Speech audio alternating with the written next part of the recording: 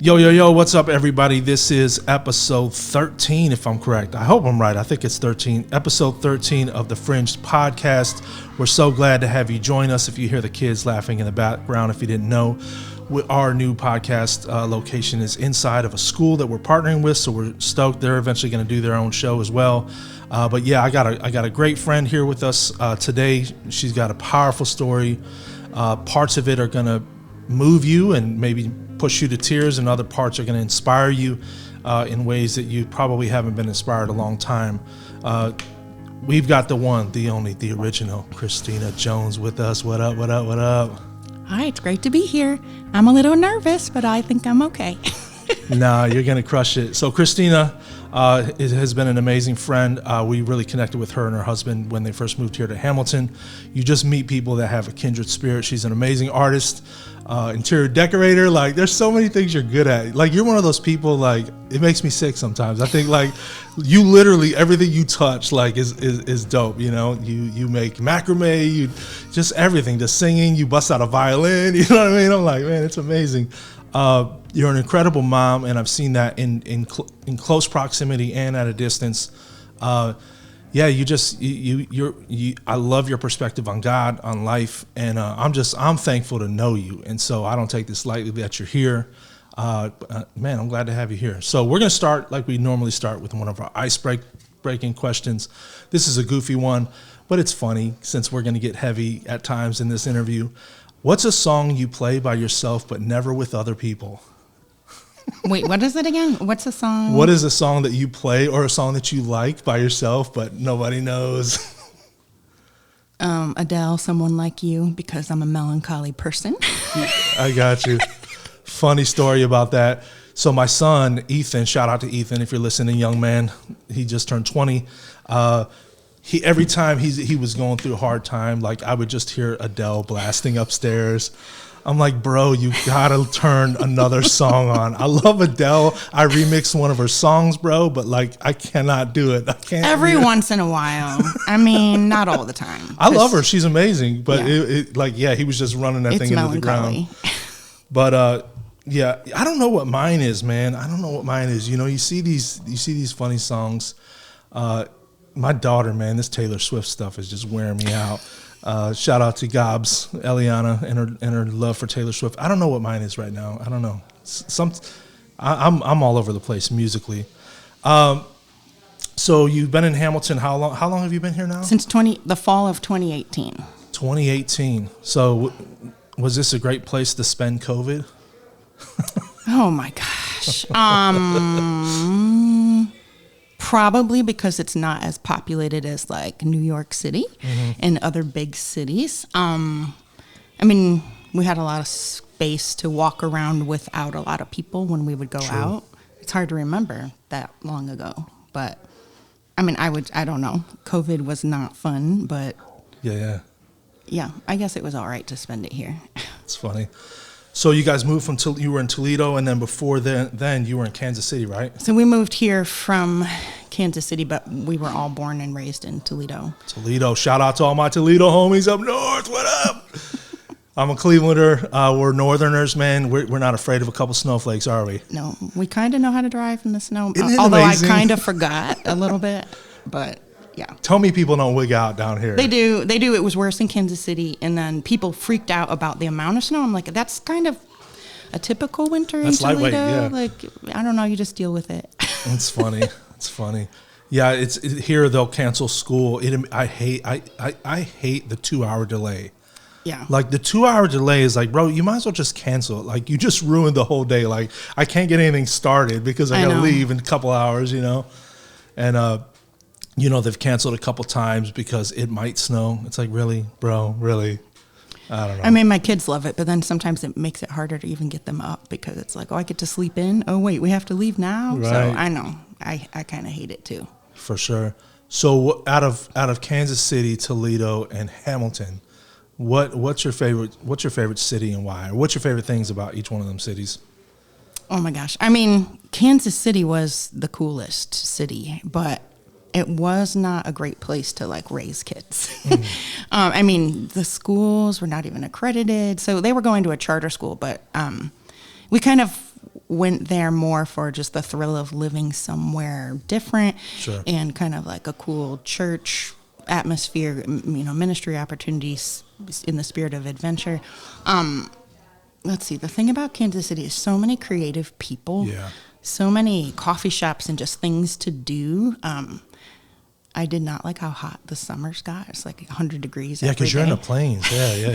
Did I move to Texas? I There's don't know. no breeze or anything, is No, there? it's so hot. Oh my gosh. Toledo is my hometown. I'm in a lifetime of memories there. Friends. 25, 30 years of friendships, and my family is there. For sure. The metro parks are great. The Great Lakes Yes. are great. Don't you miss those? I do. I do miss being close to the Great Lakes, but we visit. Yeah. Favorite thing about Hamilton, I like that it's there's a lot of new things to do. It's historic, and there's fun places to kind of walk around. Hamilton's still growing on me, I will admit. Same. How many years have you been here? Okay, so since 2018, so I've been here about 10. Okay, And so I'm still there. Like, there's things I love, but there's things I'm like, eh. Yeah. It's hard to go for one of the hardest things for me with the transition was going from a big city to a small town with all the gossip and the chatter and like just busybodies and like, bro, you're concerned about this really with everything going on in the world. There's a lot of amazing things, amazing people I've met, and it is home, and I consider myself a Hamiltonian. But it's that stuff is like everybody knows everybody too. It's so bizarre. Mm-hmm. Like, people are like, oh yeah, I know so and so. I'm like, how in the world do all you guys? Yeah. Then you got to remind yourself, no, it's a smaller city. So, I was surprised at the stuff that they do have for. I think we have 60,000 something people in this area. But that beautiful outdoor amphitheater, you got a lot of small businesses that are moving in. You've got Oxford University in Miami, or Miami University in Oxford. That's a great big school. I found Houston Woods, which is a massive state park. Yeah. One thing I do love about Hamilton, you can drive like 10 minutes in any direction. You're almost in the country. Yeah. So that's kind of cool. Yeah, we have farm animals across the street from where we live, and so I get to see farm animals. When I was growing up in the city of Toledo, I never saw farm animals. Like every single day I get to see horses, so nice. So that's cool. And then there's a lot of really nice bike trails around this area, so I've been enjoying that. There you go. You can bike along the river in Hamilton, and then in Oxford, so nice. Mm-hmm. It was flooded, man. That rain was crazy. Did you see how high that was? Like it was bad. It was bad. From last night? No, when we had that real bad storm, like, I don't know, 2 or 3 weeks ago. I didn't see how flooded it was like the dam at the river, you know how it goes over, like it was flat. Oh, wow. I didn't see, but it was rough, yeah. But yeah, there is a lot of stuff, and my nephew, he's at Hamilton High School, and they'll complain about their schools and stuff like that. And did you go to Toledo Public Schools? Yes. Yeah. So you know exactly what I'm going to say. Like Cleveland Public Schools, I'm like, bro, you guys have no idea how good you have it. Like you got this stadium, bro. You have this state-of-the-art workout place. You've got arts programs. You got carpentry programs. You got a studio in there. Like, bro, we had a mobile police unit in our high school, and yeah, we had metal detectors. Sometimes Same. we had a crumbling building from 1920s. Right. I mean, my kids have good school lunch, and you can even ride. Right. You can do horseback riding if you want. Are you serious? As an elective, I guess you can. Really? I'm like, yeah, and plus it was the 90s when we went to high school, so it was just different. Definitely. So funny. Yeah, it's been a good change for me. I'm thankful. We're coming up on 10 years marriage, man. Like life is beautiful. It's been challenging. There's been struggles. There's been beauty. And, there's so much that you and I could jump into. We lived in the same building at one point, which that was funny. We'll get to that here in a little bit. But, you guys, when I met you guys, there was a lot of things I loved about you guys. You were socially aware.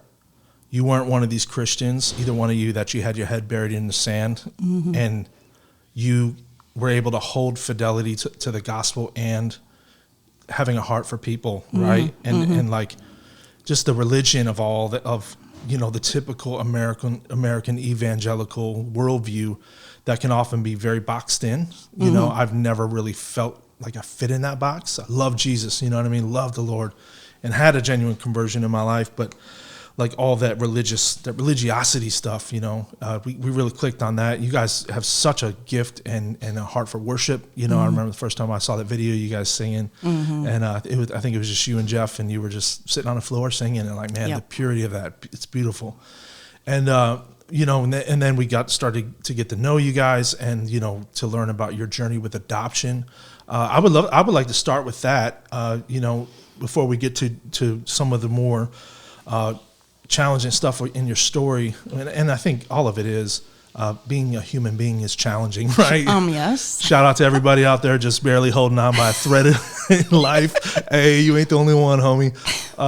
So why don't you talk about the journey that led you guys to adoption? What was it that kind of led you in that direction? What was that experience like?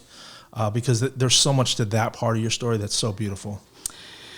Wow, I haven't shared about this in a long time, but I still love to share about, our adoption journey. So I would say it started in me before I had met Jeff. I was single. I was a new social worker working with families, and I really was just exposed to the need. I was exposed to these adorable kids that needed forever homes, and I was working with them, and some of the kids were waiting to be adopted. And I just felt like it was something God put on my heart. And I just thought, one day I really feel like I'm going to adopt one day if I can. And so it was something in my heart. And then I had met Jeff a few years later. And so that's something we talked about right away. He had seen one of his a pastor mentor had taken in kids along with his biological kids. So I think they had 8 altogether. Wow. And he just thought, wow, they just really blended in with their family and just loved them well and just gave them a chance in life. So he was inspired on that end separately from me. And infertility is a part of our journey. I did not know that was going to be, but I really felt like that's something God put on our hearts. And so a few years into marriage, we did pursue, foster care and adoption. And that's not an easy journey to jump into. Because you just don't know what you're going to encounter. You don't, working with the county is difficult and all of that stuff. And for sure. It was, and also having to think about letting go of kids that you learn to love in your home. And it's like, okay, what are they going to go back to? Yeah. So it wasn't something we walked into lightly, but we had a lot of enthusiasm and feeling like it's something God wanted us to do. And so really, they said, you never get to adopt your first kid. The goal is permanency, which is true. It is true. Sure. However, the first placement that we got was our son Elijah, who is 16, and he was your first? First placement, named Elijah, and just this butterball of a 8-month-old chunky baby. I love him. Now shout out to Elijah. Now he's 6 foot tall. Yeah, it's crazy. Can run really fast, and he's excellent at football. Yeah. And pray for me because I'm going to have to teach him how to drive. Uh-oh. That's a scary one for sure. Yeah, so he's always just been a firecracker of a kid with, strong sense of conviction, but just an intense kid. Yeah. Kind of hard to parent, but I love him. And we got to adopt him, and then his biological brother we knew that he was going to be born, and they asked if we would take him in too. So he's 19. They're 19 months apart. And we knew that it was pretty likely that would also go to adoption because of the situation. And so Mateus entered our home as a brand new newborn baby. And so sometimes people would say, you look so good for having a baby, just having a baby, because I'd wear him in a wrap and he would, I'd be like, thanks. Just, I wouldn't even explain anything about it. So he is also super athletic. He's 15 now and just has always been a pretty good, just wonderful kid, creative, and also just very athletic and just self-motivated kid. Both really great kids. And then we thought we were done. Let's see. In between there, we fostered a few other kids. And that was very challenging. And those kids did go home to not great situations. And so that was part, I guess, I'll kind of skip over that a little bit. But that was definitely hard. But I also felt like it was rewarding because we got to help those kids. They were little kids and learning how to read and helping with their nutrition and helping them with their vocabulary and health issues and stuff like that. So it was all worth it. It just it was hard knowing that, we didn't really agree with the unsafe, go back home to something unsafe. For sure. And so then we thought we were kind of like done. We had got to adopt Mateus when he was, 1. It's hard to remember now. 2, almost 2. I can't remember. Oh my gosh. Let's see. He had just turned 1. And then 2 years later, they called us, and we're like, we asked you not to call us. We just kind of maxed out with 2 little wild boys. Out. Yeah. But something in us kind of felt like we should say yes. And I said, can you give me 5 minutes? Usually they don't want you to call them back. They want an answer right away. And I just talked to Jeff. I'm like, I really think maybe we should say yes to another boy. I don't know what we're doing. Mm-hmm. 3 boys. And so Liam was a newborn, and he came into our home. And honestly, all of these processes were, without going into like a lot of details about the birth mother situation, they were just very smooth. Sure. Like there wasn't a fight. There was just this understanding that they could not parent. And it just really was, it wasn't like you felt like you were taking someone's kid away. It was just truly like a situation where they could not parent. I'm glad you bring that up, because a lot of people, when they think about adoption, that's how they think about it. Yeah. And I don't think it's said enough about the bravery of those biological parents. Yeah. And I know you'll feel this, like the bravery of those biological parents to realize their circumstance and their situation. Yeah. And can just, that's got to be one of the hardest decisions in life you could possibly make as a parent. I think about if I had to make that decision, and how selfless that is to be able to say, look, man, I know that my life is not good. My situation is not good. And not that and if you're listening to this, it doesn't mean you got to be perfect to be a parent, but in some of these situations, like it's extremely dangerous and detrimental for the kid to remain in that situation. But in an act of love, that parent denies what they want for the sake of the child. And I think, it's powerful. And it's honestly rare, I think, in foster care for that to happen, because the goal is reunification. And I think for one of the mothers to realize she couldn't do it, we told her how brave she was. I know it was extremely painful for her to surrender in the way that she did. But she honestly was always respectful of us. Yeah. And she realized that were able to offer, the boys what she could not offer. And I do wish more mothers could, kind of hear that story, or just realize it is really a brave choice. It's not giving. I'm really anti giving up. I agree. I gave up my child for adoption. You place them, making a plan. So really, we just felt like God's hand was on the placement of these boys in our lives. And then, you know what it reminds me of? And I'm sure you probably thought this before. It reminds me of the story of Moses, when he's born and his mom puts him in a basket. Yep. Because she knows, and it wasn't her fault, that situation. Yeah. She's in a volatile situation that I need to trust. I need to trust this kid to a different environment. Yep. Yeah, it's powerful. That's good. And then look where Moses ended up. Right. How about those apples? Yeah. I know. Trusting God's And that plan. mom had a part in that, right? Yeah. And that's the beautiful, right? Yeah. Yep. So if you're listening and you've ever lost your kid, you've placed your kid, whatever the situation is, you willingly gave them up, whatever the circumstance is, man. If you made that hard decision, to let somebody else be entrusted with your child and their life and their future, shout out to you, man. That's a beautiful thing. And I think you play a part in their journey, and I think it's beautiful. Anything else you want to say on that? I would just say, it's been a wonderfully hard journey to raise 3 boys, and because they got energy. I guess they're easier now because the little boy energy and just the impulsiveness and injuries, and how many times I had to call poison control. Right. Yeah, they have energy, but now it's a little more contained. They're teenagers, and they contain it into their sports and video games and whatever else. But now it's like you can't just buckle them into a seatbelt. Right. Like, you're 6 foot tall and you're much stronger than me. Like, okay, how can I coerce you to listen to me? So funny. I know my boys loved playing with them, man. They loved it. My daughter too. They loved hanging out with him. Man, there's so much, and so that's powerful, man. And they are amazing kids. I love them. They're brilliant. They all have such unique. Everybody has a unique personality, but they have such unique personalities. They really do. Amongst the 3 of them. Yeah, they are so different, from each other in such a cool way. Like it's cool to see their journey, see them growing up.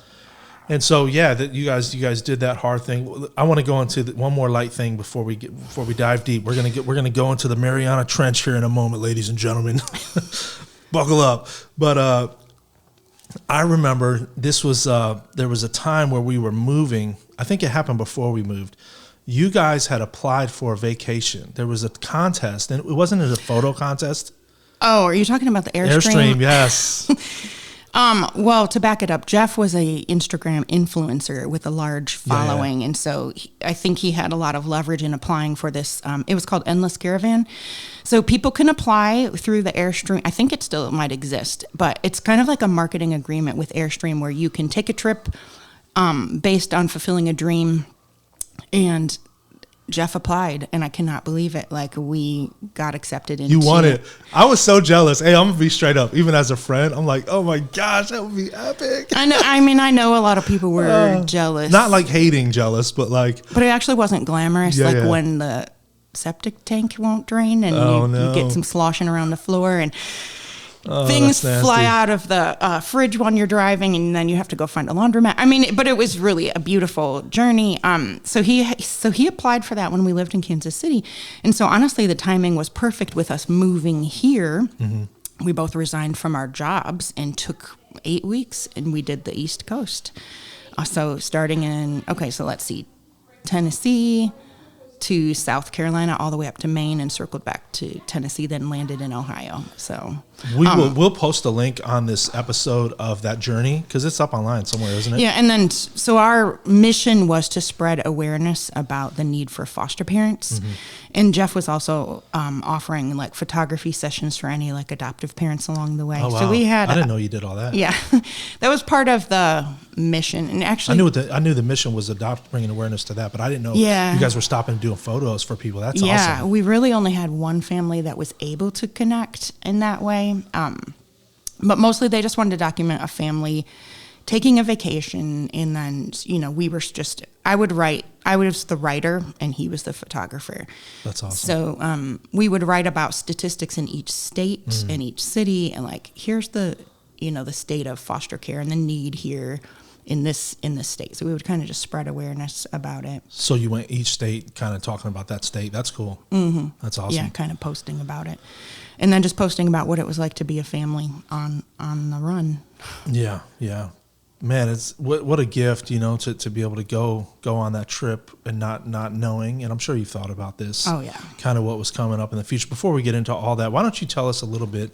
And, I've got my relationship and what I knew of Jeff. He was a prolific photographer, one of my favorite photographers I've ever connected with. He was amazing. Some of the photos that I have, of all the photos that I've ever had taken, his are like my favorite for sure. He was an incredible artist. Like he gets enrolled in school, in college, going into some art program, and just starts painting this stuff, and it looked good right away. I'm like, dude, how do you do this? He was an amazing musician. He was a great friend. He was somebody that spoke up for people on the bottom, and he wasn't afraid to speak up and speak up on hard subjects. And there's so much I could say about him that he has added beauty to my life. And so as his wife and, the journey that you guys have had together, why don't you tell us a little bit about Jeff, his gifting, his calling, his purpose, how he impacted the world and how he's still impacting the world. You forgot to give me a box of tissues. I know, right? I should run out and get some. So, yeah, I mean, thinking back now, I didn't know what a gift that was to have that much time.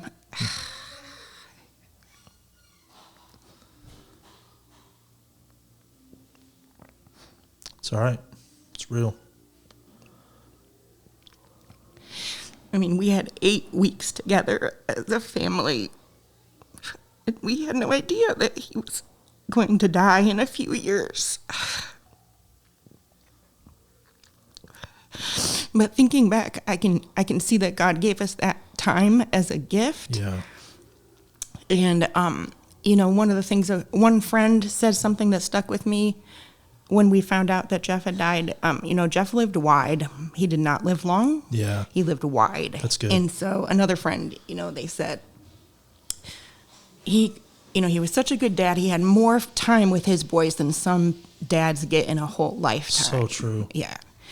So really to think with perspective has helped to heal me, and to think about legacy and how people's legacy lives on has been some, I guess some of the things that has helped to kind of heal me in this grief journey, which is, lifelong, I would say. As you can tell, I'm crying as we that's speak. good. No And shame about the tears. And I'm a horrible friend because I did not have Kleenex here. What was I thinking? I should have brought some. It's a typical I knew I was male. going to. No, we're going to talk about the heaviest moment in your life. I won't bring any tissue.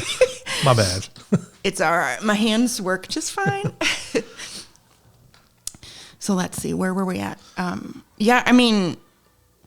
It really makes me in awe of God. Like, he sees the end from the beginning, and he knew. Yeah.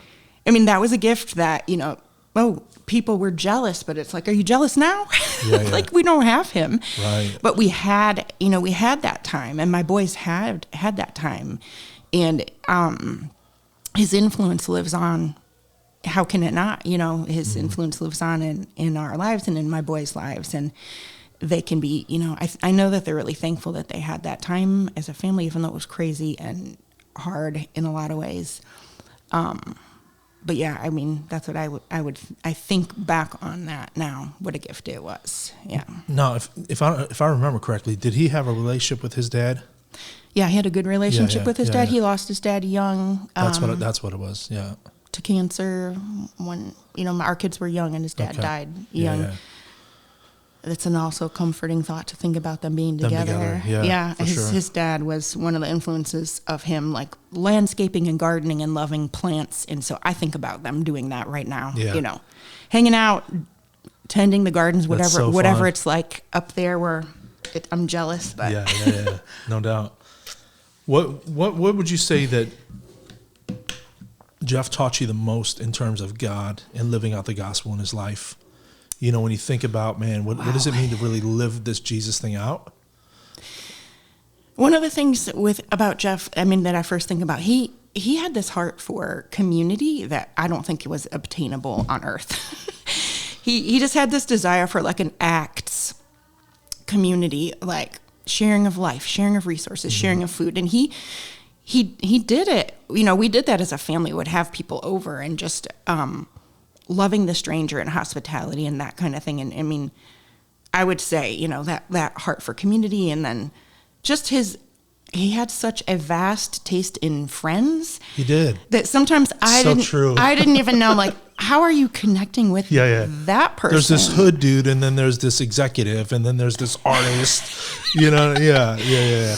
And then there's the nerds, and then there's just like, okay, he would, just our whole marriage.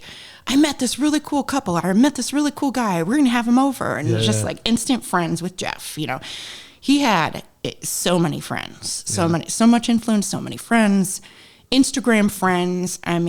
All the comments that came in when I finally posted to his Instagram, all of those, just the influence from multiple countries and states. And he just had a very vast influence and just a love for people. He just loved people. Yeah. It's so true. And he, like you said, he didn't just believe in community, he lived it. Yeah. And I remember him having that big table. You remember that big table you guys had made? Somebody made that for you, didn't they? Yeah, they did, so that we could kind of build community here. I love that. Yeah. And we do a feast every like quarter, every 3 months. We need to do it more. We just got to find the money to do it. But it's called Feast Over Fences, and it's the same idea. It's like, man, like the world needs more tables and less fences. Yeah. Right? Yep. Like, and I used to love those times just hanging out with you guys and eating and just having fun and talking about meaningful stuff and laughing and sharing. It's beautiful. It's sacred, man. Yeah. And, when I think of Jeff, I think of that phrase that you'll hear people say, that he never met a stranger, and like, absolutely. Jeff was one of those, he was a chameleon, but not in a phony sense. Right. Because there's some people that are chameleons in a phony sense. Like they don't know who they are. He was not phony. He was unapologetically himself. Yes. But he had this beautiful ability to connect and find commonality with anybody. And I think that's one of the things I love the most about him. It's been almost 2.5 years. Yeah. Is that right? Yes. About 2.5 years. And, you know, how, and we don't have to get too heavy on this, but I can't imagine how hard that's been, like processing. You have your own grief, and then you, as the parent that's left, you have to help your kids try to process that grief. What has that been like? Brutal, impossible, lots of pressure. I have felt inadequate. I have felt misunderstood. I have felt like I can't do it. However, I have done it. And the boys are healing, and it was really rough. And I don't want to share too many details, Sure. but it was just so rough on their hearts, on their immune systems, on their ability to succeed in school. Just extremely hard. And so, Because you guys are a close family. It's not like they didn't have this strong bond with him. oh my gosh, he was such a strong leader. He was such a present dad. All of a sudden, it's mom, just mom, having to have every conversation that needs to be had about and deal with everything that comes up with the boys. But something I have been from the beginning of our loss is attentive to their needs and just checking in. They would want me to get out of their faces sometimes. Like, oh man, mom's crying again. And I think it would be hard for them to see me grieving, but I also think really healthy and helpful. They need to see it. Yeah. Like, it's okay to cry. It's okay to scream into a pillow. I mean, one time I threw a toy in the basement and you broke it and screamed, and like, just grief is rough. It's just hard. I mean, losing a spouse is the most stressful loss you can go through. It's like number one on the charts, you know. But I would say absolutely God has sustained us and given us the strength that we needed, and the strength I didn't think I had. I know a lot of people have told me, you're so strong. I'm like, I don't know. I just think I keep telling God, you have to give me the strength to do this every day. And he gives me the grace. He has given me the grace to do it every day.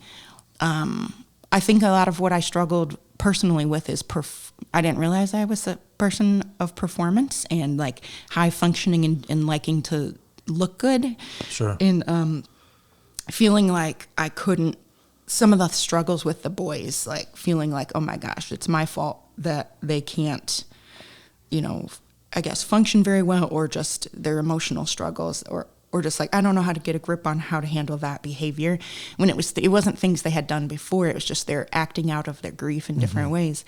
So I just felt like, a failure of a parent, which is so stupid. Like, look what I'm trying to do. Yeah. It's like an impossible situation. I'm not giving up, therefore I am a successful parent. Right, there you go. And I just kept, sticking with them, being faithful to them, finding every resource to try to help them work through it. Of course, they resisted some of the resource. I know, social worker, I have all kinds of resources. Yeah, not boys resisting. No, oh my gosh. No, I'm not talking to a counselor. No, I'm not going to a grief group, whatever. So let me ask you this: with all that, you talk about attending to them, and I do think that was your role, and it was a hellish role during that time, because and I want to ask you, like, who was attending to you? God. Yeah. Ultimately, why don't you speak on that? I mean, yes, I have friends and family that would pray for me. I'm so thankful. Some people told me they prayed for me every day. And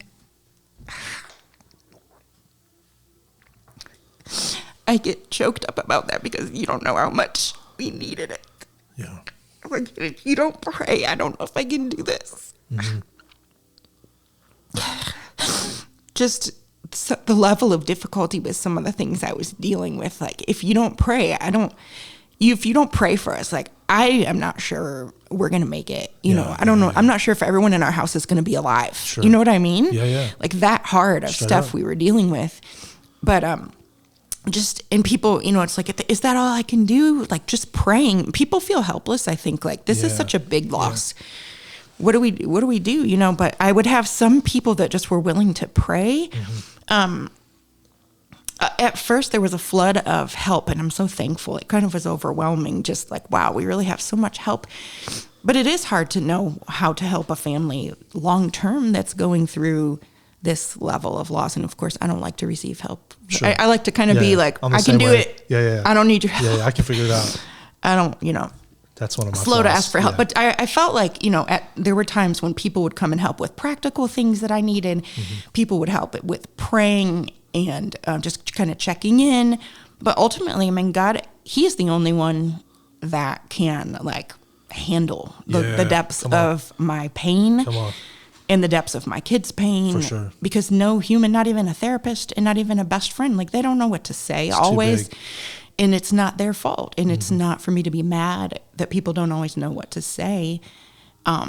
He, you know, I guess when I think back on like Jeff, he went, it's kind of dramatic, Jeff style. I hope you don't mind a little bit of dark humor here. Yeah. The dark humor kind of helps me cope with it. Sure, like for sure. When Jeff went on he led the scavenger hunt, I call it, when he went missing and he didn't tell his wife that he went on a walk in a park. And so the whole city went searching, or city of whoever, friends or anybody that heard about it, went kind of searching for Jeff. And then he was found the next day, but the day before, my head was spinning like, what is happening? What is happening? Like, how could this happen to our family? I don't even know what's going on. But I told a friend, like, I'm really fearing the worst. We can't, if Jeff is dead, right. we can't live through this. Like, we can't. And she just spoke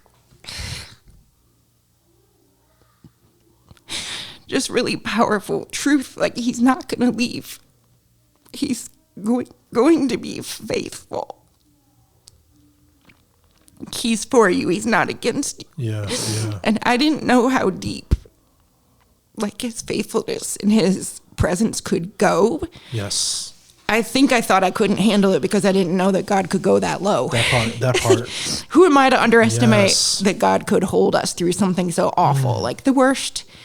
And I am the kind of person that I do fear the worst. I'm kind of worst case scenario thinking sometimes, like, and even my doctor would say, the worst doesn't always happen. Just that's not how life goes. Sure. And I'm like, when I came in to see her, I'm like, guess what happened? Yeah. Months later, of course. What did you say to that? Yeah. She just jaw dropped like, I am so sorry. Gosh. But the worst happened to us. When you fear the worst, sometimes it does happen. And what I have found is, like, God has been a faithful friend. He's been a faithful companion. One of my favorite verses, Isaiah 54, it says along the lines of, your maker is your husband, and he says he'll remove the reproach of your widowhood.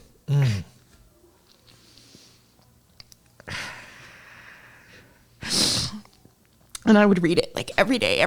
Like, he's my companion. He is the faithful one to me. Not a human husband. No, of course not. But I mean, just faithful to me, faithful to my kids, with, every need that I had. I mean, and that he still is.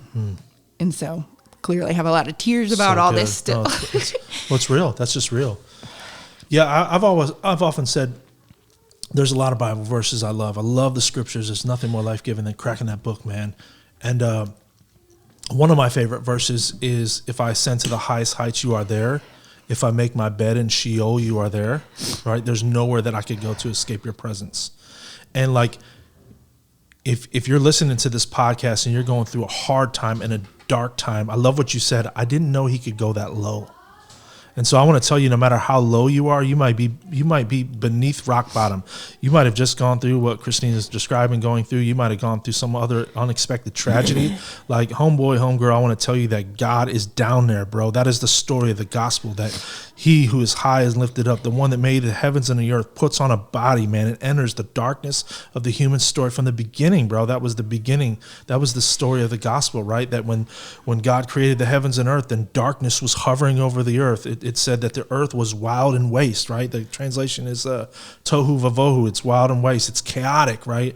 But it said in the chaos that the Spirit was hovering over the water. And there's a part in like, don't get it twisted. We don't wish this on anybody. But, when you go through something so low, like, you experience a part of God and the keeping power of God and the faithfulness of the Lord that you just can't. Yeah. You can't experience any other place. It's absolutely true. The son of suffering. It's like suffering. Now, I mean, when I'm in a good state of mind, it's like, I get to suffer well with him. I get to suffer strong with him. And he's the one that understands more than anyone. And you know, when you read about Jesus walking the earth, he had loud tears and loud cries, and he was familiar with suffering and acquainted with grief, and he walked that so that he could be with us in our deepest grief. And I guess another thing, maybe if you're listening and it's like, how could something so awful happen to people that are following God, good people that love God? And it did kind of wreck my theology a little, because I wasn't necessarily raised under suffering theology. It's kind of a little more on the prosperity side. Sure. You'll be blessed, #blessed. Blessed and highly favored. Even though they were crucified upside down, blessed and highly favored. I know, but I mean, I've learned, what if blessed means it's both, so you can be a blessing to others? Like my deep pain has allowed me to be a comfort to other people that have been through deep pain and who don't know Jesus. Yeah. Or just the way that it gives me more compassion. And I think about, like, this loss has been kind of been on God's operating table for my heart, and for transforming my mind and my heart, and just grieving other things I needed to grieve, and just isn't that true? Yeah, it's like that one crack opens all the other cracks, and this is not one you can just kind of hide. Like this type of loss, I can't just like dab away the tear, like walk away, I'm fine. No, it's like sad attack coming, ocean of emotion, here we come. Oh well, I just have to sometimes leave a place that I'm at, and it's like I have to give myself permission. Like, this is really hard. This is really hard to go through. I have to, live the rest of my life without Jeff, who was my partner and my best friend. And it's hard. It's still obviously hard and scary, but I do have hope. I have to have hope. And one of the things I was thinking about wanting to share was, with this kind of a loss and going this low, that is not the same as sitting in despair. I think, lamenting and grieving and feeling the grief is not the same as like, and therefore I have no future. I have no hope. It's, that's not, I don't think God wants us to be in despair. For sure. No matter what we've been through, he is our hope. And, I'm comforted knowing Jeff is not suffering. He's got a heart that works in heaven. Yes. He's got a body that functions, and he's just, every dream is fulfilled. I wrestled through some of that. He never got to finish his degree. He never got to all of these things, but it's like, really? He got that crown though. I know. He has more than I can fathom right now. And Jeff's good. I'm happy for Jeff. I can truly say I'm happy for him. It's just the living without him is often pretty hard, you know? And I would say, like, we have a lot of good days as a family, and we've learned to, like, move forward and do things as a family and, keep our traditions and everything. But it's not the same, but I would say healing is possible. Hope is possible. Moving forward is possible. Sometimes I think people, they try to hang on to the person because they're afraid if they let go, somehow they're not still loving that person, or they're, I have to hold on to this heavy grief because that's my evidence of my love for that person. Which is nonsense. No, but it's more, I don't like to use the word like moving on. It's moving forward, because Jeff would want us to. For sure. He was too goofy and happy of a person to. Oh my gosh, yeah. He would be so distressed to see how sad we have been. Like, oh my gosh, I can't believe how sad they are. For sure. We're not sad all the time, but this is emotional to talk about, Of course. But those are some things that I think I have learned, like, oh my gosh, hope is possible, healing is possible. Well, I think it's finding a new normal. Yeah. It's like, it's never going to be what it was, but you can find a new normal, right? Yeah. And that's not dishonoring to the memory of your loved one. No. And for me, like, that, when I went through the loss, and it's different, right? It was my sibling versus my spouse. And, you guys were, you were truly in love. You truly had a wonderful marriage. And and you guys are young when that happened. And so, like, it's a different, and so I'm not trying to compare this to that. But I remember when, I was arrested, I go to prison, I'm facing these 5 felony ones. They're telling me I'm going to do, four decades in prison. And then my brother gets murdered. And my brother had never gotten in trouble. And I freaked out. He got killed when I was in there. Freaked out. And I thought all the ways in which I'm going to exact vengeance. You know what I mean? I found the guy's address while I was in there. I was going to send people. Like, it was bad. Yeah. And I was just going to crash out in the prison and fight it. I did at first. I started fighting everyone, fighting the guards. They had to strip me down, butt naked. They put me in solitary. I was in there for like 8 months. Not naked for 8 months, but I was in there for 8 months. And but the change came, and I think this is what you're speaking to, where eventually I gave my life to the Lord. I came to Jesus in that situation. I didn't realize how low God could go. Yeah. And it was like the Lord spoke to me, and he told me, this is doing nothing to honor your brother's memory. Mm-hmm. What your brother would want is for you to live. Yeah. And for you to break out of this destructive lifestyle. You know what I mean? Yeah. And to be happy and to have some joy and like have some dreams again. You know what I mean? Right. And when I think about Jeff, like if there was anybody that was a dreamer, it was that dude. Absolutely. And I think that's powerful. There's so many things I could say about him. One of the funny memories to lighten it. Let's let out a little air because it's been hard. So we were. I said earlier in the podcast we lived together in the same house.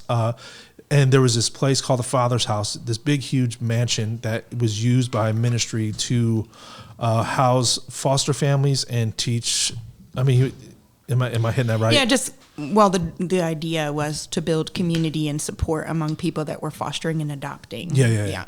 So you guys were part of that ministry. You had an apartment in there. It was so big. There was different apartment areas. They had their own apartment, but we were in the same building, and.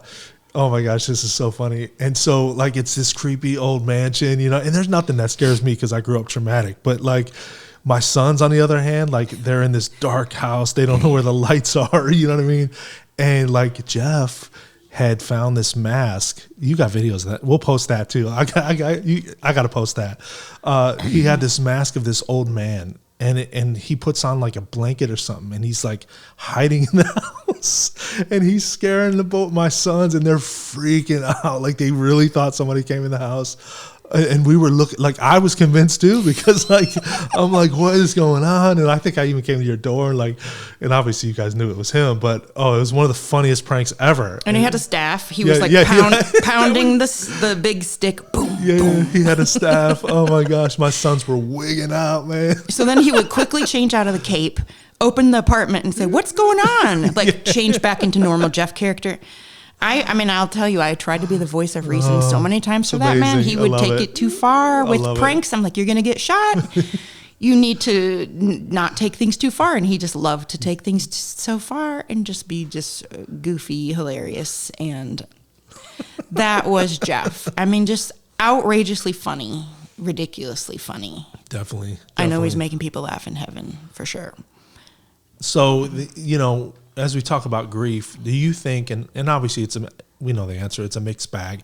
It's not one or the other. But do you think, on average, do you think in Christian circles and church environments that we handle grief well? Absolutely not. Did you deal at the beginning of that process, well-intentioned people that would throw cliches that like what's helpful to somebody, as you look back, what wasn't helpful, what would be helpful to somebody if they come across somebody that's going through something that hard? To say, to not say, to do, to not do. Well, I'll tell you something one of my very fun friends did for me. Because I told her, I said, if somebody says something stupid, I might have to slap them. And I promise I would not have actually done that. Yeah. I was just so afraid someone would say, he's in a better place, or just, I don't know. God has a plan. And so she gave me like this, at his memorial service, she gave me a pack of M&Ms or something. And she was like, eat one of these every time you want to slap someone in the face. She's just, such a good friend and such a goofy way of helping lighten it up. One of the things that I know so many people say it and they don't mean anything by it. It's hard for me when people say I cannot imagine.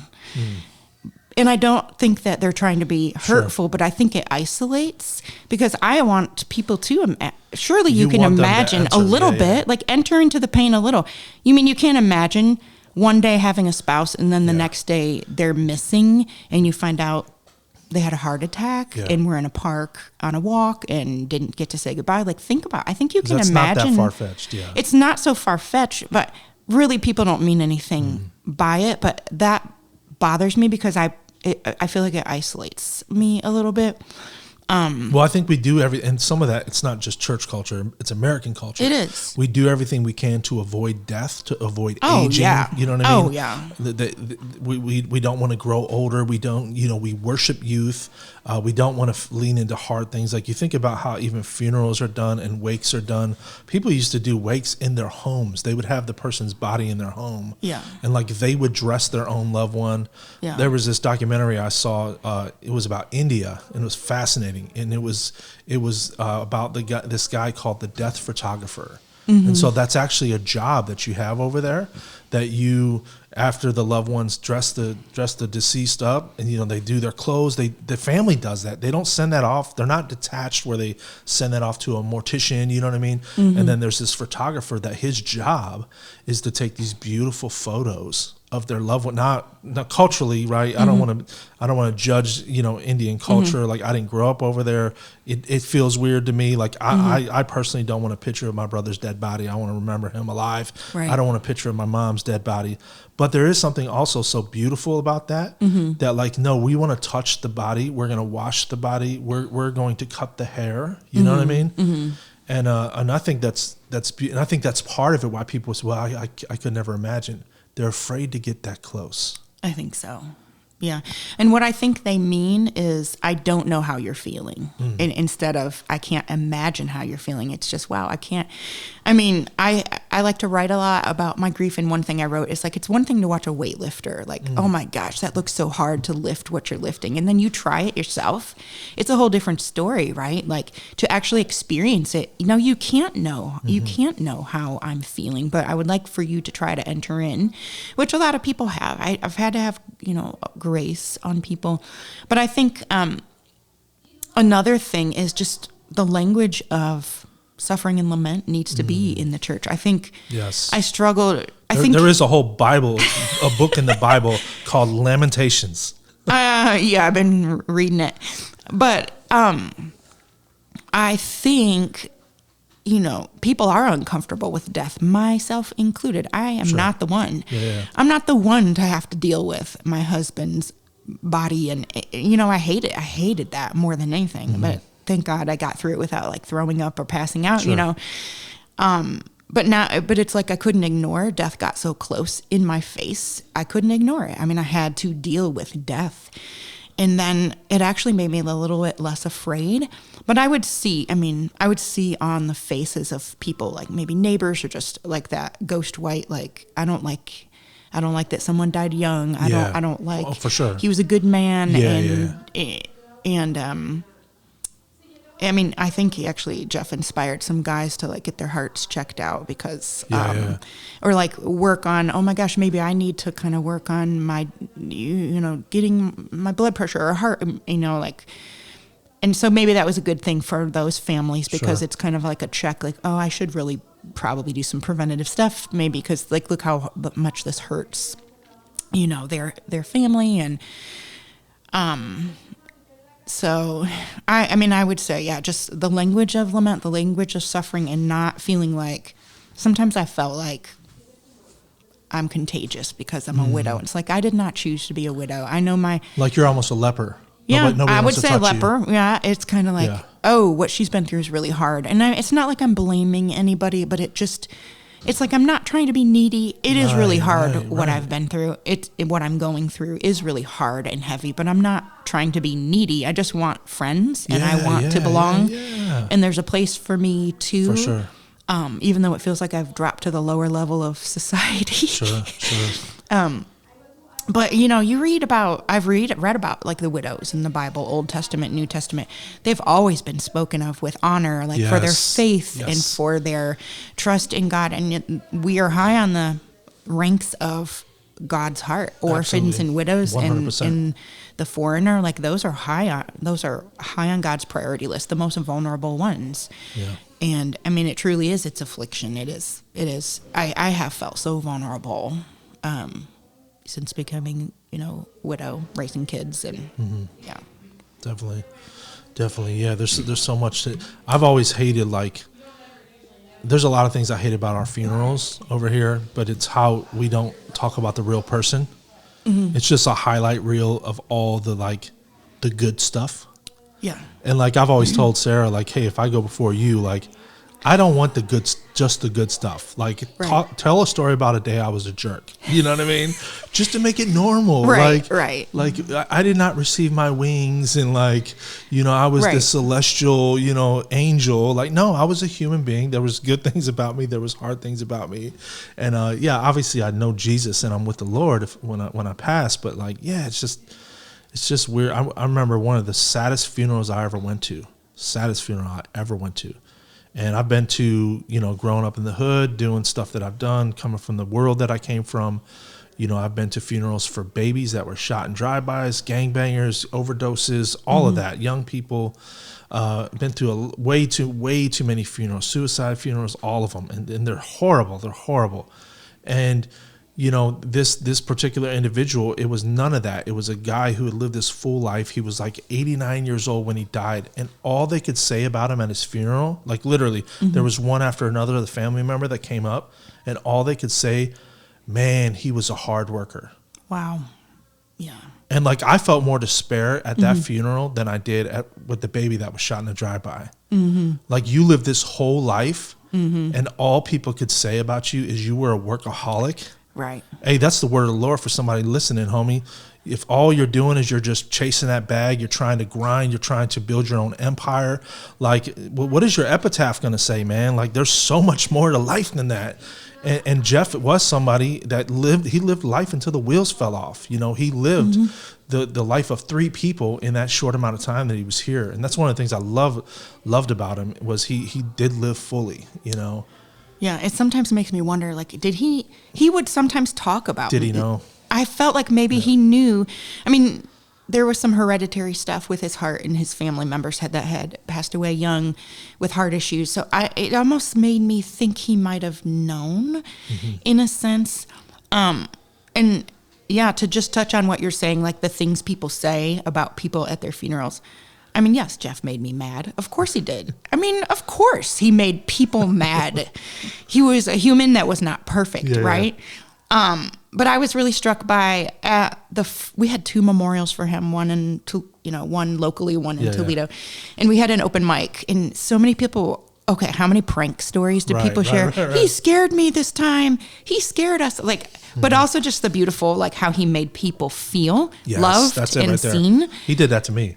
Yeah, and you can have accomplishments; those are great. You can have awards, you can have all these accomplishments, but how you make people feel, I think that's the thing people talk about. So good. And I think about when my grandmother passed away. That's what there was people that came up to me and talked the way that my grandmother made them feel. She was constant. She was loving. She just was just a big heart. And it really. Losing Jeff so young has really made me think about legacy and how I make people feel and how I love people more than anything, and how I want to be remembered. I mean, it's in my face. I can't ignore it, but I wouldn't want people to just say, oh, she was just a hard worker. Yeah. So I was thinking about something with Jeff, and I don't know.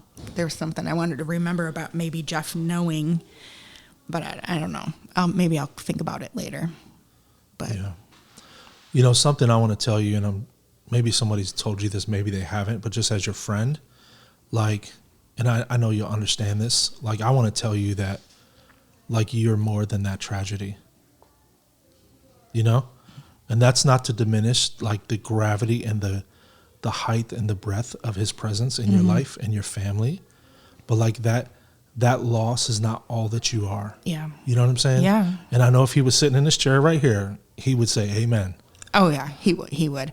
Something interesting, the week that Jeff passed away, he sent me something. Is God calling you to write a book? And then he dies, and it's like, I've thought about, like, my voice and what God wants me to proclaim to the world. And in light of this tragedy, that there is more to life, there is more to living. And honestly, at first, all I could think about was heaven. That's the only good thing that's ever going to happen to me. I could only think, I can't wait to go to heaven. Yeah. The rest of this life, I cannot guarantee there's going to be any good. Yeah. I really did not know that there would be anything good. But I mean, immediately there was good. There was community surrounding us, people who brought us food, people praying, people raising money for us, people helping.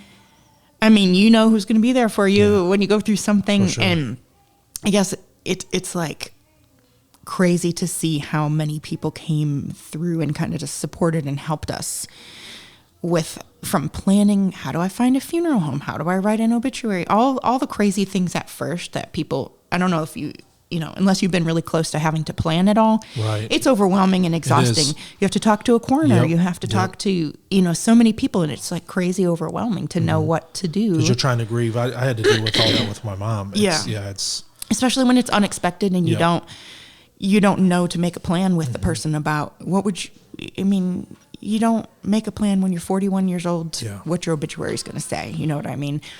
Then I had to do her eulogy. And so I couldn't even mourn until like after all that. I wouldn't have been able to. There was no one else in the family that they all loved her, but it wasn't, you're the pastor, you know what I mean? Like, we signed you up, and it's like, well, bro, I'm mourning too. Yeah. Yeah. So you kind of had to hold it together somewhat in order to, to bring the message for your mom. But yeah, I have slowly started to believe, there is more to my life. And it's a really hard thing to believe. But I feel like with God, he's been challenging me to overcome unbelief. Because I think about, you read some of the anger he had with the Israelites when he led them was their unbelief. Like, look at the miracles I've already done for you. Look at how faithful I've been to you, and yet you're unbelieving. And so I've had to overcome unbelief, even that, why do I even live here? I moved here for a ministry that did not work out, to put it mildly, and then my husband's gone. Yeah. I don't even know why I live here. But I've had to believe God doesn't make mistakes, even if the outcome doesn't look like what I thought it should look like. Yeah. Living in a town that's not my own. I bet you look at the biblical characters that happened to them. Go move to a place that's not your hometown. Right. That's happened before. I don't understand why. I don't always understand why. And that's maybe why it's hard for me to, I guess, love it here. Not that it's not a nice place. I know what you mean. It's kind of like the purpose, the point. What's the point? Yeah. But I haven't felt like moving back to our hometown is the best choice, like for the boys and their school and their stability. And then, we have a new home that a lot of my healing has been kind of finishing some of the things in our new home that we started. And the thing I say, Jeff raises his eyebrows from heaven, the fact that I'm even making a garden. Yeah. Like, he would laugh. He would not be able to believe that I was taking a shovel and planting flowers at all. I was not the person to be doing that kind of thing, but it's been kind of like a way to honor him. And that's been healing. Like, this is Jeff's garden. I'm doing this, kind of as a continue to stay kind of connected to, that love for him. And it is interesting. You still love that person, even though they're not here. Yeah. Like, they're in a different dimension, but like the love doesn't stop. Right. It's still there. Feel for that person. He's still your husband. Yeah. So I think there's something powerful about that imagery. Like, you're planting flowers on top of a tragedy. Yeah. And somebody out there listening, you're in the middle of a tragedy. Like, I want to encourage you, man. If Kristina can plant a flower, if I can plant, the proverbial flower in my life, like new life can come, and that loss and that pain's still going to be there, but life can grow out of that, right? And another verse that comes to mind, and we'll kind of wrap up with this, is just that where there's that promise in the Old Testament that I'm going to prosper you in the land of your suffering, and your latter end is going to be better than your former. And I don't think that's just in the sense of like, oh, your life's going to be better than it was with your husband. But I think what God is saying and what he's getting at for me, for you, for anybody who's gone through tremendous suffering, is that like suffering doesn't have the final word. Yep. Absolutely. It's still there. And it's there's never going to, if you live to 102 years old, it's always going to be there. Right. It's never going to go away, but you'll learn to carry it. Right. But it will not have the last word over your life Right. or over my life. Right. Or over Jeff's legacy. Right. You It know? doesn't get to destroy us because we still have a purpose. We're still living. Yes.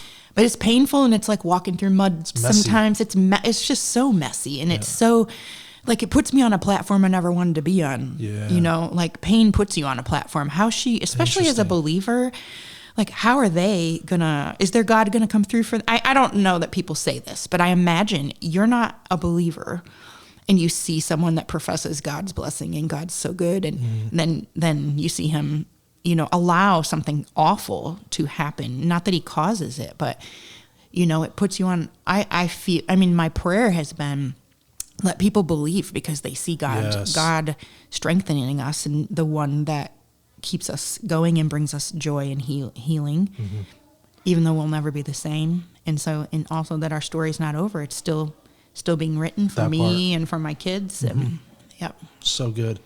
So good. Yeah, it's so true.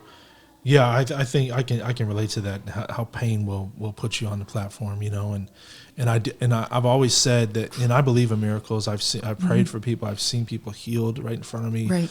I've seen stuff happen that there's no other explanation for. Right. I've seen God heal the disease, heal the cancer, heal the ailment. But I believe that God still does that stuff. Right. But I've always said to me, the more powerful story for me sometimes is when I see somebody who doesn't get healed and they still believe. Right. Though he slay me, yet I'll praise him. You know what I'm saying? Right. And that's the power of what you're living in right now.